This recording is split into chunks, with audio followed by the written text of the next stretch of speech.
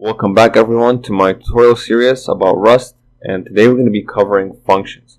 A function in Rust is just a procedure or a certain task that your computer does in order to do something that you want.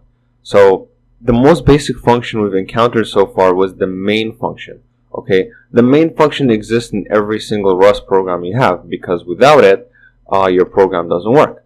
So function starts with the words fn followed by their name, and then parentheses, and then two curly braces. And we call this the body of the function. And here you can put parameters or input. And in this case, the main method doesn't take any input really, or the main function doesn't take any input. The most basic function we can have is just a function that takes no input and produces no output. And it just does something else, or it does nothing at all.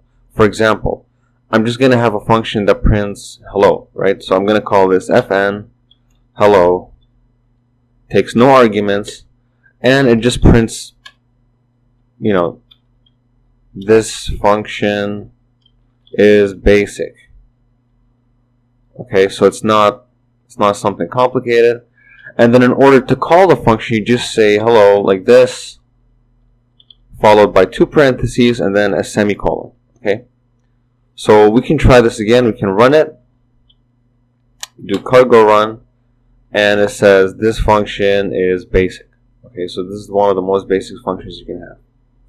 Then there are functions that accept parameters. So let's say we have another function, and we're just going to call this fn print number. Okay, and the reason why I use this case letter is called snake case letter, or in other languages you use other naming conventions like camel case. So in Java you do this, right? You do print number. But Rust doesn't do that, because the main libraries in Rust are all written like this. So they follow this convention. And in my opinion, this is easier to read anyway. So I'm just going to use this convention in my later tutorials from now on. Alright? So this function is called print number, and it takes a number. So it takes number. Let's call this number x. And number x is assigned 32-bit integer, so I32.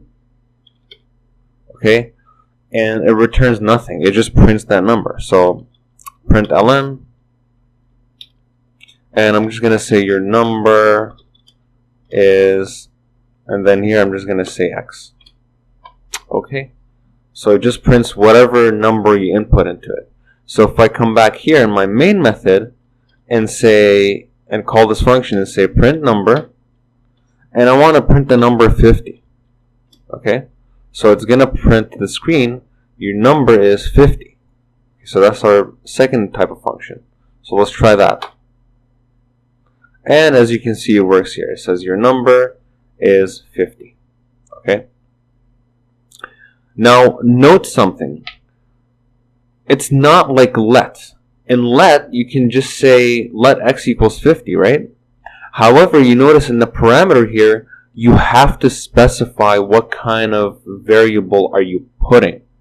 Okay, so if I have a function that prints, for example, a boolean, right, or maybe a string, you have to specify that that function should print a string. And in this case, we want a function that prints a string literal. So if we want to do that, we just say fn print string. And if you try to not specify, if you just say print variable, it will not, make it colorful, aka it will not compile. So this is not color, it's just white color. It's not going to compile if you try to do this. But if you do variable, and we're going to call this and str. And str is basically accepts string literals. So when you call this function, we're just going to say print ln, and then whatever our variable is. Okay? So if we come back here,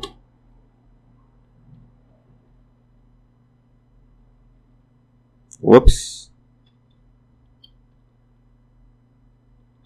I'm just gonna do this. Okay, I almost forgot. Okay, so if we come back here and say print string, and Rust. We're going to put Rust in here.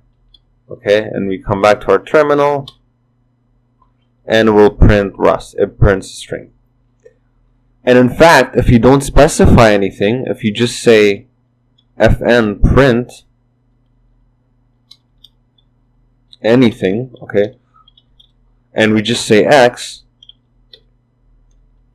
the compiler is going to say, wait a second, you know, we're expecting a type from your function, and you didn't specify any type in here. Okay, so always remember that whenever you make a function that accepts parameters, you have to specify the type of parameter you're passing to the function. Okay.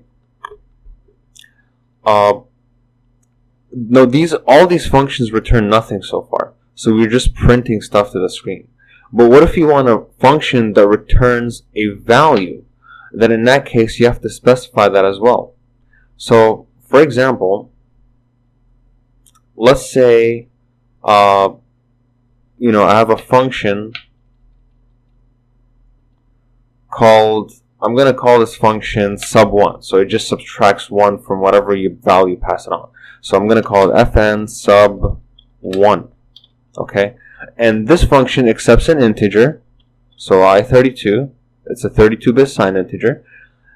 And the notation or the syntax for return is the following. So it's just a dash and an arrow like this, and then i32.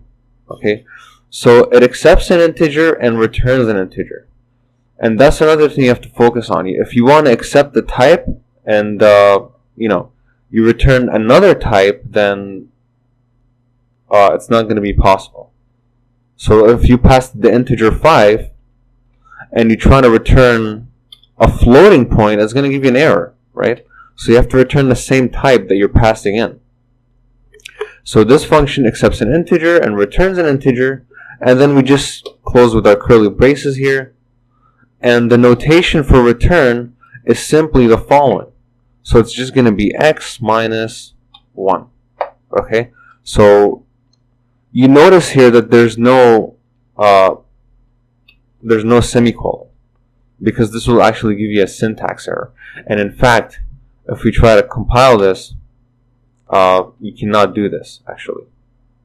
Okay? So if we delete the semicolon, this will actually return x minus 1. So we'll return whatever value we have minus 1. Okay? So if you turn, you know, if you type in 5, it should return 4. So let's try this. So let's do sub1 5. Okay? In fact, let's make this, you know, let's return this in a statement. So let's say let x equals sub1 5. And automatically Rust is going to know that x is going to be an integer because our function returns an integer to begin with. And then I'm just going to say print ln and then x. Okay? So let's try this. And as you can see, it returns 4. So it takes in our function, takes a value of 5, and then returns a 4 in this case. Okay? So that's for our return value. That is it for the functions, I guess. This is just the basic, you know, notation. Just some basic idea of what functions look like and how you can call them. We're going to cover more advanced functions later on. But for this tutorial, I just wanted you, for you guys to get an idea of what functions look like, what the structure is, what the syntax is, just so you can get used to it. Alright? So that's it for today. Comment, rate, subscribe. If you like this video, please share it with everybody else if you find it helpful. And I'll see you next time.